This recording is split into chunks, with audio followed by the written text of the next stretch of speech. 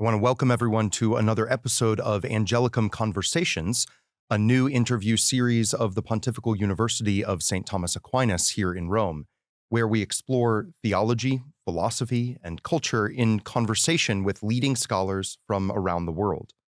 Our guest for today's episode is Father Gregory Pine, who teaches dogmatic and moral theology at the Dominican House of Studies in Washington, D.C., and who did his doctoral work at the University of Freiburg in Switzerland.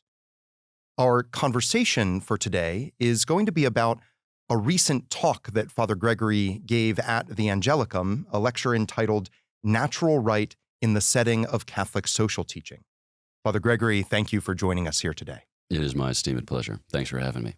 So the very first question that I want to ask about this lecture that you gave is just to make sure that everyone's on the same page with the basic terms. So we're talking about rights, we're talking about natural rights, and we're talking about Catholic social teaching. Can you just very briefly for our listeners and our viewers, can you tell us, what do you mean by a right? What do you mean by a natural right? And what do you mean when you talk about Catholic social teaching? Sure, yeah.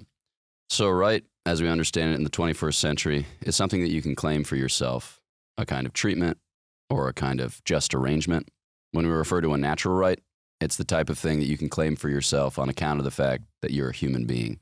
So we typically distinguish natural rights from positive rights or from the types of rights which one derives from the law as it's crafted and formulated by whatever polity or state. And then Catholic social teaching, the Church has a kind of history, or I shouldn't lead with history, but the Church has an inquiry into how our social, political, economic lives and beyond should be shaped or can be shaped, which arises from a meditation on God's revelation and mediation of his divine life, and to which we have access through the sacred scriptures and the Church's tradition, but which really coalesces as a kind of conscious doctrine with the pontificate of Pope Leo XIII and then the subsequent commentary thereupon. So Rerum Novarum was published in 1891, and many people see that as the beginning of contemporary or modern Catholic social teaching. And then there are a series of documents published on the anniversary of Rerum Novarum, which contributed to it as a kind of conscious phenomenon. So a lot of people will point to Quadragesimo Anno, which, as the name suggests, came 40 years later in 1931. And then you've got Mater et Magistra, and then you've got Centesimus Annus as probably like the three big follow-up documents, but then you have other ones that were published at regular intervals. And so we can think in recent, kind of papal magisteria of Caritas in Veritate, Pope Benedict XVI's document on pertinent issues. While it doesn't come at the anniversary of Rerum Novarum, it nevertheless contributes consciously to this body of reflection. So it pertains, generally speaking, to the work of moral theology. So the idea is, how is it that we as social animals ought to organize our lives so as to bring about not just arrangements, but arrangements that conduce well to charity, to the upbuilding of the kingdom. Okay, so let me see if I've got this just by using a concrete example. Of the three things that you just mentioned, the first two seemed a little bit clearer than the second one. There was a lot more had to go into that answer. So I'm a teacher at the Angelicum here in Rome. I love that. My students, inexplicably to a North American formed mind, have a right to schedule their exams. So it's not within my power to determine when the exam for Ethics 1 or political ethics is going to be held. That's insane. That is crazy, right? Yeah. Who do we need to talk to? Yeah, no, I mean, this is the continental tradition. So it is outside my power. Yeah, apparently it goes back to the medieval universities. So it's outside my power to schedule the exam. It's somehow within their power to schedule the exam. And many students will speak of that as being a right that they have in virtue of being students at the Angelicum, right? So I take it that that you would count, the way that you described rights, that would count as a right, but it wouldn't count as a natural right. That'd be what you called a positive right. So they have that positive right because it's, part of the constitution of the Pontifical Universities in general that the students are empowered in this way. So that ability this is something that they're entitled to insofar as they're students. And so then by extension, a natural right would be something like that, but that somebody has just insofar as they're a human being or something. Exactly. Okay. And how would Catholic social teaching bear on any of these questions? Yeah. So Catholic social teaching typically concerns man's manner of association. So we identify certain permanent principles of Catholic social teaching. We typically enumerate them as 4. 1, dignity of the human person. 2, common good. 3, subsidiarity. And 4, solidarity. But then in her meditation on these issues, the Church will add 2 more as like kind of permanent, which are the universal destination of goods and then participation. And then if you read any of the secondary literature on the theme, you'll find any number of further principles enunciated as also pertinent to the conversation. And it's really in that human rights emerge as pertinent to the conversation. So you'll often see human rights nested right under the dignity of the human person. So it's a type of thing which just flows, as it were, naturally from the dignity of the human person, and then which informs the manner of our association. So when it comes to like regarding the common good, for instance, I mean, the argument that I made in the talk yesterday was that you should think about rights in the setting of Catholic social teaching, not just because it's kind of socially and politically advantageous, but because it's a good setting in which to do so. And so, yeah, like when thinking about human rights, you should do so in communication with this permanent principle of the common good, because one of the claims that's often leveled against natural rights is that they can tend to be individualistic. I just kind of look out for myself and get mine, as Julius Campbell once said in Remember the Titans. And the problem with that is that it's no way to live, because it actually does violence to man's nature. Because while there is a certain integrity to the individual as individual, he's always and everywhere intended in kind of communal arrangements. So we think about it as issuing from the dignity of the human person, but is addressed further on to, things like the common good. So when you have a claim of, all right, right to life for an unborn child, and then a right to a certain liberty for a mother with an unexpected pregnancy, part of the argument was that we ought to think about that in terms of Catholic social teaching, because if it's just a mere matter of you got individual rights, this person can vie for her rights with her own voice, whereas this person cannot. Typically, this is going to win because you can do so vociferously and vehemently and ... But then we should think about it in terms of the common good. And, with respect to the common good, there are going to be people in a society who can't see to themselves. And unless we're thinking in terms of the common good, we're typically going to run roughshod over them, not just the unborn, but also the infirm, the incapable, the handicapped, the aged, etc. So we're going to find ourselves often enough at loggerheads with other people who say, like, I have a right to this, when we're saying, I have a right to that. And I think a good way in which to begin navigating that argument is to enunciate what are the goods at stake, private goods and common goods, and then how do we coalesce as a people in the realization of our nature, not merely in the adjudicating of these kind of selfish claims. Okay, good. So at the risk of oversimplifying, right? Oh, I love oversimplification. I'm a theologian. It seems like, we've got rights, we've got natural rights, and then of the principles that you enumerated that are often sort of identified as core principles of Catholic social teaching, it seems like a number of them will bear either directly or indirectly on at least the question of natural rights and maybe just on rights claims in general. So if all of that is right, nice. Then, I see what I did there. Then where's the problem, right? So what actually is the issue that you think is sort of pressing at the intersection of these concepts of rights, natural rights, and Catholic social teaching? Because there's a way of looking at it where this just seems sort of straightforwardly non-problematic, right? Yeah. If you're a Catholic, you're going to, sign on the dotted line for Catholic teaching. That's going to involve Catholic social teaching, and Catholic social teaching will bear upon rights claims, natural rights claims. And so, of course, those are things that we talk about. Where's the problem? Yeah. So I think the problem is that a lot of Christians think that rights are flawed from the start, or they're the types of things that aren't worth recovering. And then the attempts at recovery have been mostly genealogical, as if to say, here, look, rights arose within a Christian setting, so they ought to live continually in a Christian setting. Or metaphysical, but of a different sort. Like, look, we can ground rights against the backdrop of a doctrine of God, or we can ground rights against the backdrop of some other pertinent study. So I think that on account of the fact that we witness rights or rights talk abused in the public square, many Catholics have an aversion to the use of rights talk, because it seems like a lot of conversation in the dispensation of political liberalism, you're using terms as if they were reasonable, but truth be told, the discourse isn't reasonable.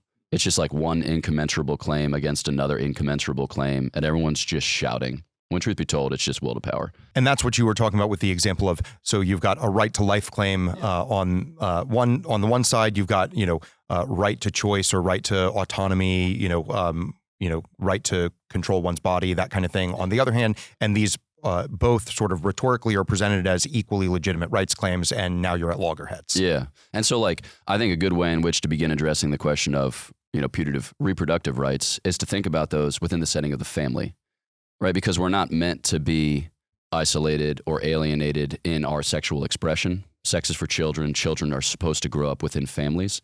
And is there an unequal distribution of burdens in family life? Absolutely. I think that everyone should acknowledge the fact that on account of the fact that the baby gestates in the mother's womb, that's burdensome for her. And then the question is whether in order to realize a certain equality, does she need to have the power to unburden herself by the manifestation of her will in choosing to have an abortion?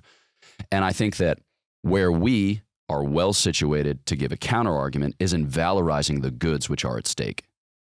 So you ask a mother of young children, especially if she has them in quick succession, that it can be hard to go to the supermarket because of the way that people look. We're embarrassed sometimes at the way that people look at us and religious habits. But when you have a 3-year-old, a 1.5-year-old, and a newborn, people say the most outlandish things. My sister at one point was confronted in a supermarket and told, you've heard of contraception, right? And it's just goshy, I say goshy so that I don't say something more strong. But I think what we need to do within the setting of these types of discussions is valorize the goods which are at stake. And I think the Catholic social teaching furnishes you with the principles in order to do that. So let me press though, right? So I'm going to play, if not devil's advocate, at least, your opposition here, sure. Right? So hold on one sec. When you do, I'm just going to point you back to the introduction to this episode in which you listed the sciences in terms of their relative importance. You recall it was theology, philosophy, and culture. That is correct. Yeah. So my shorthand is just going to be TPC. Yeah. So if you press too hard, I'll just be you're the queen of the sciences. I'm the handmaid of the sciences here, but every once in a while, when the queen is feeling is being a little juvenile, right? The handmaid can give a wrist slap, right? So here's the attempt, right? Nice. You're going to be serving in another kingdom soon. Yeah, that's right. That's right. Okay, but here's the pushback. Look, I'm on board with the valorization of the good. That's involved on the side of any kind of party whenever we have these conflicting rights claims. But I can valorize the good by appealing to principles principles of Catholic social thought, like the ones that you mentioned, like the common good, right? Why do I need language of rights and natural rights in order to valorize the good of the person that I'm talking to? Oh, yeah. So I think, so the subtitle of my talk was A Protreptic for a Conservative Theologian. And then the subtitle of my talk was Convincing Myself. So I don't think that you need them for reasons of strict necessity, to be clear. Obviously people got along without them for thousands of years.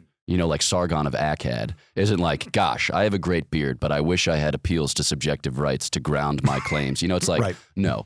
And Christians, in the first centuries do not express themselves in these terms.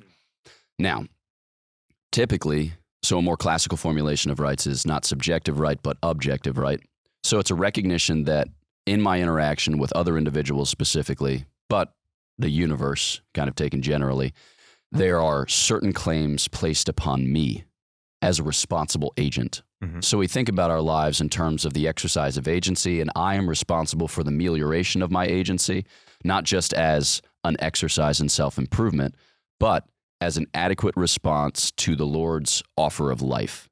So he says, hey, I intend for you to partake in my life.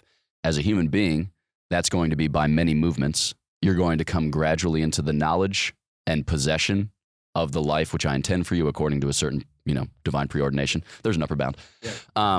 But you will have to recognize the claims that reality places upon you if you are to do so well.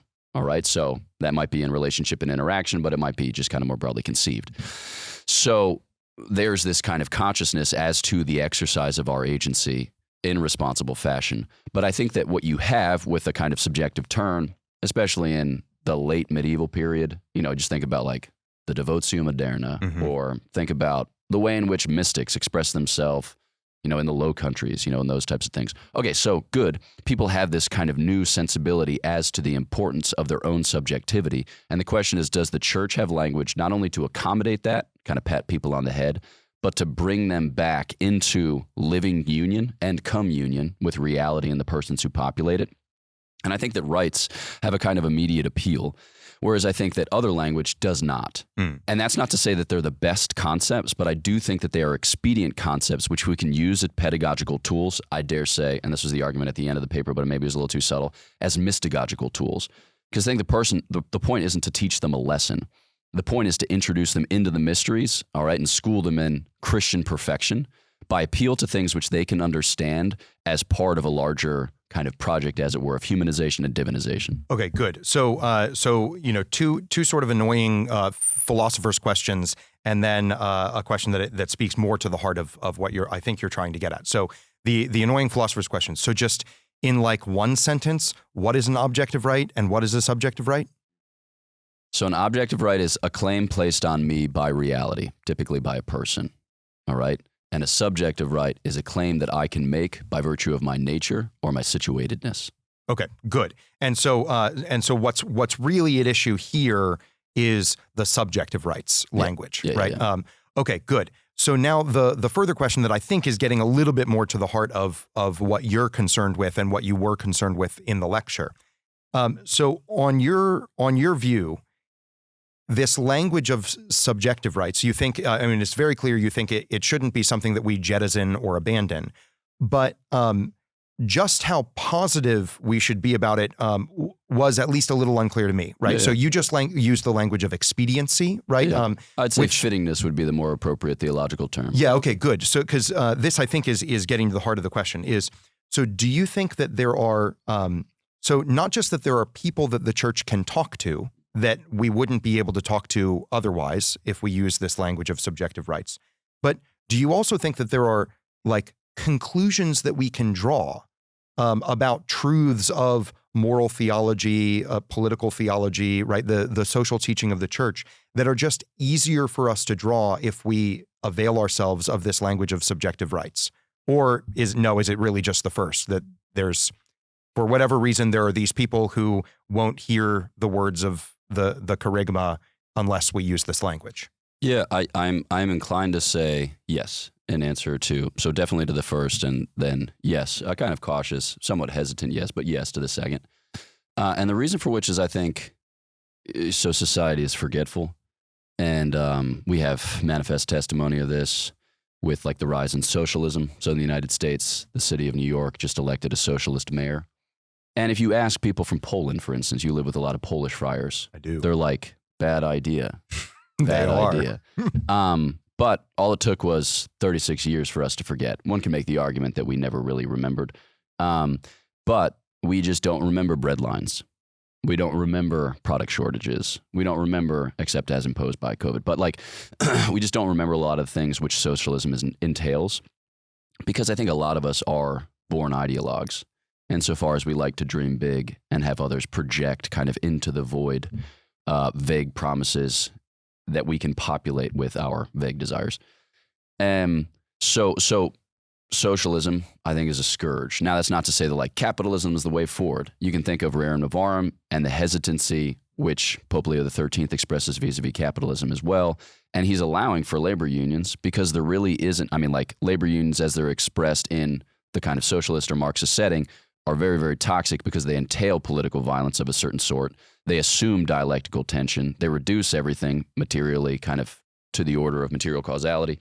But nevertheless, he says that we have to find intermediate institutions whereby to achieve our political purposes, not as a mere matter of this worldly realization, but in keeping with an eschatological kind of life to which we look forward, because this is part of what it means to be hopeful as a Christian. It's to have a way by which to exercise your agency, which is appropriate. And so he doesn't quite formulate the principle of subsidiarity in Rerum Novarum, but by the time you get to Quadragesimo Anno, it is well formulated.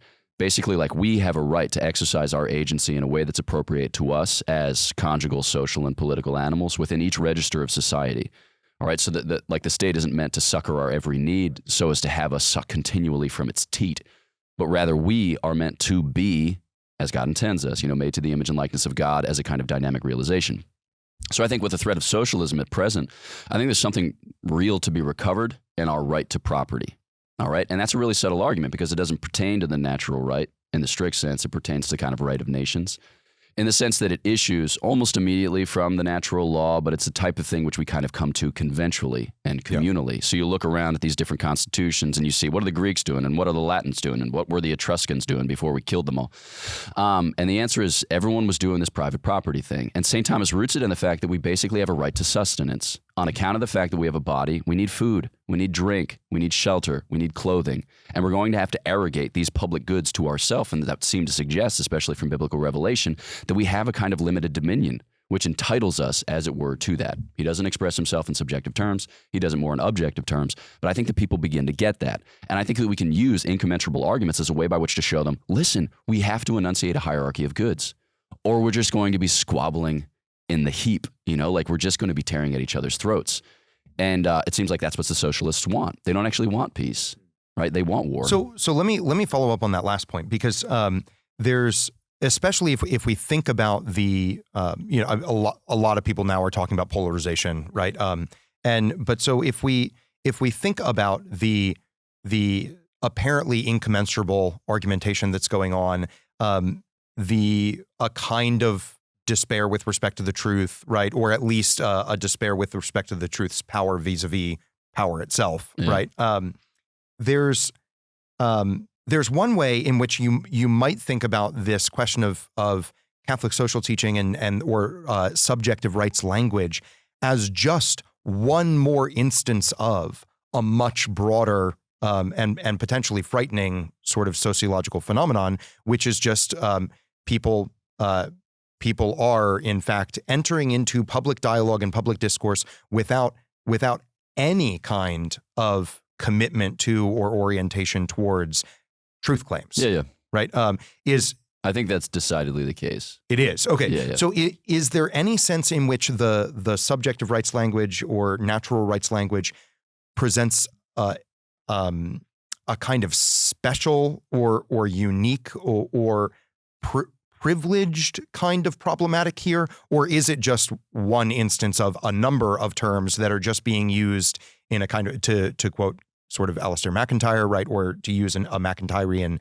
kind of, approach that, look, these are words that appear in incommensurable traditions of thought. And so in fact, we're just talking past each other because we don't mean the same thing by, right? You've been talking about natural rights, but we might also just talk about the good. Yeah. Right? Is there something special here going on, or are you seeing this as one more kind of case study in a broadly McIntyrean project? I honestly think you could make either argument. I'm not sure is the short answer. The long answer is I think that rights have a kind of beautiful history. And I think that people need a beautiful history. They need a beautiful history recovered for them. And I think there are a lot of stories in that history behind which people both on the left and on the right can get behind. Sorry, that's kind of confused prepositionally. But like in the talk yesterday, I made reference to Anton or sometimes Antonio de Montesinos. And it's the type of thing where on account of the fact that rights fit more naturally within a liberal or progressive conception of, kind of shared life, it's often the liberals and the progressive that flock to these stories. But I think the conservatives have a deep sympathy with many of them. And I think that that's a real meeting point. So I think that part of it is we like all peoples are at risk of kind of revisionist history where we're constantly just disabusing ourselves of past stories or dispossessing ourselves of past histories. And I think that that's really problematic for humanity because if we're constantly reinventing ourselves, then I think we lack certainty or confidence that any of our social and political projects will abide, even if only for a generation or two. And so I think there are a lot of words that are currently being used in this way, like fascism, for instance. Just in the last 15 years, fascism means everything under the sun. Basically, it means a political opponent. A fascist is just a political opponent, irrespective of how draconian his enforcement is, or irrespective of whether or not he cares about the common public. Or like hate, somewhat famously, the man who killed Charlie Kirk said that he was doing it to stop the hate, which, you know, like all thinking persons can recognize as at least a bit ironic, you know? And maybe a lot ironic. Okay, it is a lot ironic. So I think that, yeah, words are being used in abusive ways. And I don't know that we're going to recover the language, but I think that we can use the language to tap into a vocabulary, to tap into like a grammar more broadly, wherein we used to speak sensible stories. And I just think that, like, by and large, a lot of the techniques that are being used rhetorically are like unmasking, protest, mockery, scorn, derision. They're like all kind of parasitic modes of discourse. And I just think that, like, every once in a while, it's kind of nice to be earnest, even a little bit dopey. And I think that, like, rights talk is often they're feel-good stories. You know, they can tend to be feel-good stories. Yeah, good. So then let me ask a kind of follow-up question on exactly that point, because one of the main things that you were arguing for in your talk, which is perfectly fitting for somebody who's a dogmatic and moral theologian, right, is that when we just sort of manifest our and the church's earnestness to the world, right, and our commitment that there is something deeper and more fundamental and truer and more beautiful and more compelling and convincing than this sort of superficial sort of rhetorical violence that's being done back and forth. You really strongly encouraged us broadly to really see the use of this natural rights language within the more fundamental work of just like the charismatic preaching of the gospel.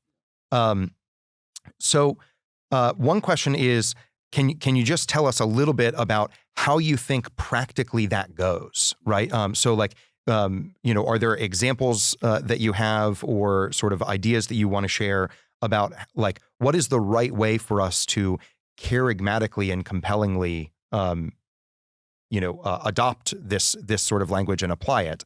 And then the second question that I want to ask on that point is, because I am the philosopher interviewing the theologian, right, is it does seem like there's something parallel, though slightly less exalted, that we could say at the level of natural reason, right? That, like, the church, unlike so many today, does not despair of the power of reason, right? Like, original sin is real, right? Like, the wounds, the effects that our history and baggage and wounded humanity has is real. So, of course, not everyone's going to be able to receive every argument that's logically valid and sound. Thank you right? for that Augustinian concession. Yeah, but right, and it's an important concession to make, right? But the church does not despair of the fact that, like, valid and sound arguments are there to be had and there to be made, right? And that there's, insofar as these rights that we're talking about are in fact natural rights, they should also be the kinds of things that are accessible through just the use of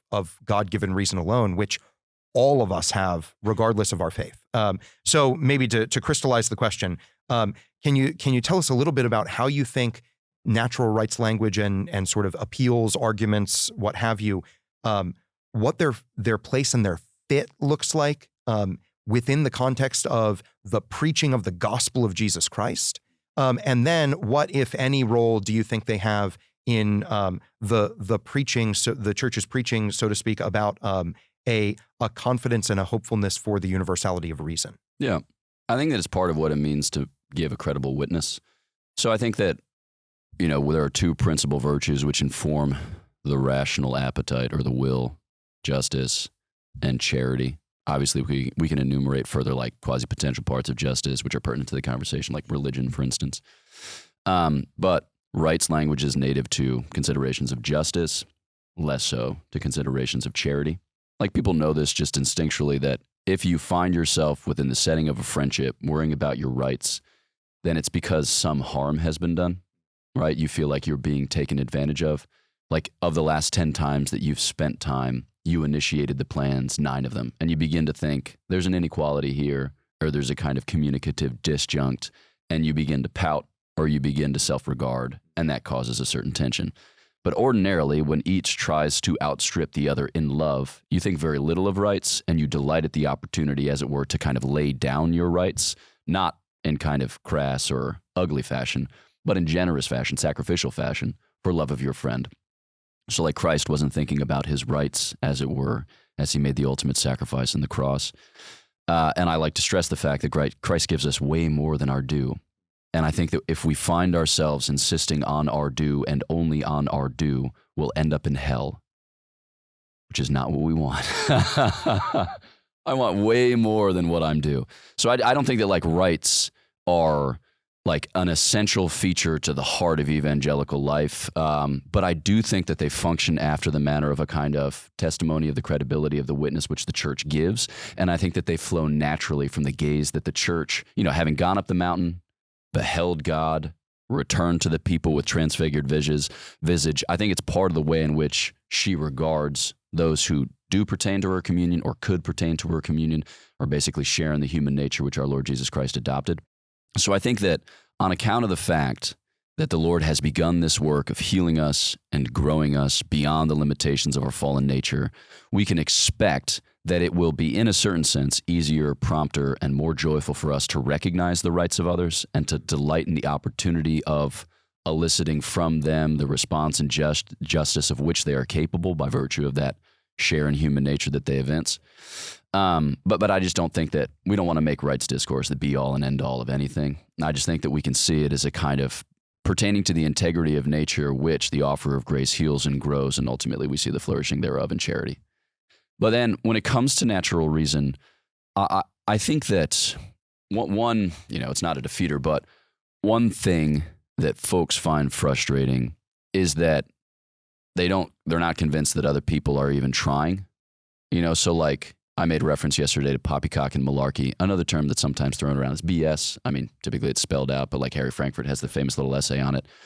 So the question isn't so much whether they're getting it wrong. The question is whether they're in fact trying. And so then I made reference that what we see in the public square is something more akin to advertising than to science, in the sense that there's a strongly held conviction for either subrational or irrational reasons, which you then inveigh for at contrary positions you inveigh against, so that you can attain whatever social and political ends you have set up for yourself. And you see this played out, for instance, on the internet. Okay, so like on the internet, let's say that you're a YouTuber. Let's say that you have a popular channel. The algorithm is going to promote the type of content which engages your subscribers and potential subscribers for longer. Now, the question is it good for your subscribers and potential subscribers to spend a long time on the internet? And we might think in terms of material causality and say like, hey, we're doing some good gospel stuff here, for darn sure. Now, let's take into consideration the fact that people have limited time and that some of that time should be apportioned in other sectors of life, specifically in worship, or specifically in loving their family and loving their polity and loving those to whom they have been entrusted.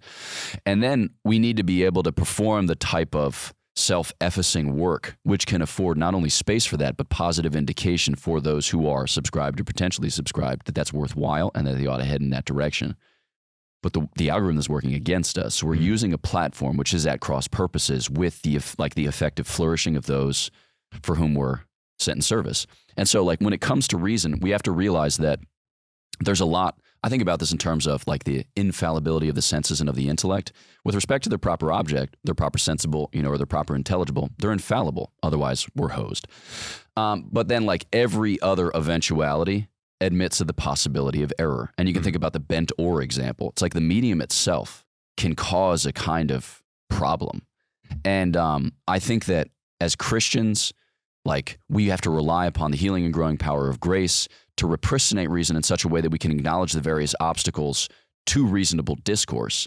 And we need to be able to educate people both in those things and then through the actual content so as to cultivate a conversation in which it's possible for us to advance together. But isn't, just to play devil's advocate again and push a little bit back, right? I mean, it you seems like have to introduce all your of the words things that you just terms. said, can't you just say them about the preaching of the gospel as well? If the algorithm works against reason, the algorithm definitely works against Jesus, right? So why? Because it sounds like you're saying there's a kind of asymmetry between the charismatic preaching side of things and the rational presentation side of things. And it sounded like you were saying that there is this sort of like media problem with respect to the latter, but not with respect to the former. Oh no, Why? Yeah. No, I mean, Proper sensibles or proper intelligibles, fine. Anytime you have a medium, you have difficulty. I mean, even if the medium is the projected voice. Right. You know? I mean, you've heard your own voice on a voicemail and thought to yourself, "Ick." Who is that? Yeah, exactly. Somebody shoot him. Right. Put him down. No. So like, I don't, maybe we're getting our signals crossed, but I'm not against reason. Yeah. Yeah. For reason. Became a Dominican as a kind of testimony to the fact that 1, Jesus is Lord, 2, St. Thomas is cool, and 3, reason is great. There are other things that it affirms, but those would be 3 of them. So I think that as to like the possibility of reasonable discourse, I just think that, irrespective of whether we are more or less Augustinian in our outlook on life, I think that what we need here isn't like optimism about the prospect of reasonable discourse or pessimism about the prospect of reasonable discourse. What I think we need is patriotism, in the sense of like, this is our land. This is our territory. We are citizens of this place, and it's in this place that we're meant to build our lives. And we do so as human beings, primarily through discourse. So I think that like, what are we made for? We're made for communion. How do we do communion as embodied spirits? Well, it's by using our bodies to create signs or gestures which communicate our intent, so which communicate what we think and what we feel, so that we can attain to a kind of confluence of thought and affection with those for whom we are called to attain to such end. And so that's true of God, that's true of angels in a certain sense, that's true of human beings. But on account of the fact that you and I have body, we can't be in the same place, not locally, but that directs our attention to how we can be in the same place spiritually. And so I think that the point of the discourse is to attain to that kind of communion, not just so that we can kind of hold hands and be like, what a pleasure, but so that we can be in God. So on exactly this point, I want to bring up something that you mentioned towards the end of your lecture yesterday, because it addresses exactly this point. So on the one hand, it seems like, as rational animals, as embodied spiritual beings, right? We human beings, we live at sort of like the nexus of creation, right? The horizon of creation. The horizon of creation. We're liminal entities, and so we do have this capacity to form community and network and be united even when we're physically separate, right? And yet, I think very very compellingly, you mentioned yesterday that there are real dangers and challenges to trying to have your paradigmatic experience of human community be something that's like digitally mediated, right? That like we can't forget our embodied character and our need for like embodied sacramental signs, right? And so in many respects, we're operating at a moment where even things like the preaching of the gospel are more and more happening online and being accessed outside the context of an embodied human community. So can you tell me a little bit about that dynamic, right? And do we have a subjective right to belong to an embodied human community, right? And if so, I mean, how do we preach and teach in a way that will help people to see the dangers involved in a sort of like overly spiritualized or immaterialized sense of the communities that we form? Cool question. I'm now going to give you my idiosyncratic theory of preaching. Okay. So this is my working model of ministry, which I call the new itinerancy, because everything's got to have a name. So I think that in doing basically preaching and teaching, which I think pertain broadly to Christian instruction, you do it in a way that's uncompromisingly local. And then if you have the opportunity to scale it global, then you seize that opportunity through non-invasive means. Or you seize that opportunity in a way that doesn't compromise the communion which is established in a local exchange. So you scale local to global. But then when you scale global, you do so in such a way as to direct people back local, which is to say, you don't continue to scale up and out. Whenever you scale up and out, you afford people an off-ramp. So you always give people a way back into life. So like, for instance, this conversation, you and me, I'm going to make fun of you for the entirety of it on account of the fact that you could preface everything you say with not to play devil's advocate, but to play devil's advocate. It's like, that's what I'm doing. How is it possible for somebody to have a 45-minute conversation, the thesis of which is, listen, I don't really believe anything that you're saying. Watch, behold. You know, I'm deeply unconvinced, and yeah, exactly. So it's like, I'm not going to hold back. I'm just going to actually. People think that I'm not serious. I'm very serious. I'm just tired. It's different. It's a kind of mid-Atlantic world weariness that begotten of a child of a woman born in Manhattan. So it's like, we're going to do this local. We're not going to have conversations other than we would have conversations at breakfast with like Indian food leaking all over our hands, you know? Yeah, that happened. You know, it was delicious. Yeah. And I will suffer later. But then, you know, you can do it in a setting in which you can capture the footage and then project it global so that people can see it, because not everyone can gather around the refectory table at a Dominican house of studies or a Dominican studium of whatsoever sort. But then when you do so, you don't say, all right, cool, now worship us.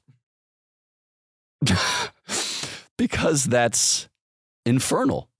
Because that's infernal. Mm. And so in doing so, it has to have a celestial bearing. And I think that the only way in which you get to heaven is by being on earth. The only way in which you get to heaven is by living the life which God intends for you now, rather than like lamenting past graces not seized upon or lusting after future graces never to be given. So this should be the type of thing which helps people to invest in their real lives. And that's always going to go by way of a sacramental encounter of one sort or another, which is why, like, when people ask me, like, what's your favorite part about being a priest? I always say just chatting. And I don't mean it to sound like too mundane, but the fact of the matter is, by virtue of our profession and our ordination, people have a sense, like, this is the guy that gives me God.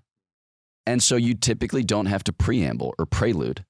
People are like, hey, how's it going? You're like, feeling groovy. How are you? And then they say something and you're like, how are you actually doing? Not to be too invasive. And they're like, I was hoping you would ask. And it's like, let's talk about Jesus. So I love that. I love just getting to expend my life. Okay, just keep going, Gregory. But the basic idea is that you direct people back to a local setting. And they might be disappointed in their local setting because it's not as ideal as the setting in which they live online. But it's actually grace-bearing. So yeah, I think that the internet can be used well as a tool. It's a potentially distracting instrument on account of the fact that it's the closest thing to prime matter that we've come across here on the surface of the earth. It's like, holy freaking smokes. It's potentially all things. And so you have to bring a high degree of consciousness and deliberateness to the tool in order to use it well. But there's a real risk that the people that live there in predatory fashion are going to distract you from your purpose and pull you into all kinds of nefarious enterprises so that they can eat you alive. So I think it's a Christian's responsibility as a fisher of men to get out there with his rod and to bring people back to shore, to plant them on terra firma and to say, let's eat breakfast. Excellent. Great. So unfortunately, I think that's all the time that we've got. So Father Gregory, I want to thank you so much for this really rich, really intriguing conversation. I hope that it's helped our viewers also to better understand the importance of natural rights, the way that they fit into Catholic social teaching, and I hope that it sparked some interest in a deeper study on their part of how we can incorporate this profoundly Catholic approach to discourse, both online and hopefully in a way that will bring it back to a deeply embodied, humanly enriching and ultimately divinizing kind of community. Gregory, Amen. Thank you. My joy.